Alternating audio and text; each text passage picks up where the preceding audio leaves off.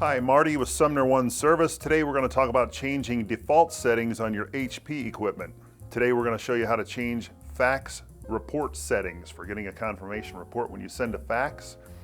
It's pretty simple and it's often overlooked. When you choose the fax mode, you'll see an option here. That's the key, that's what you're looking for. So for example, if you choose options and then look for the reports, which I know are down at the bottom, here, notification do not notify, I can select that, choose notify when job completes.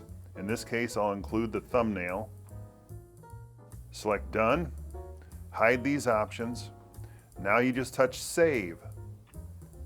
Here you'll choose save as app default. Save again. We're done. Now you'll get a transmission report every time you send a fax. It's also how you can change defaults when scanning or when copying. When you choose either of those, you'll see options and you'll notice up here, defaults, save. If you make a change under options, select save, same process, and that's how you change defaults for copying and scanning as well. Thank you.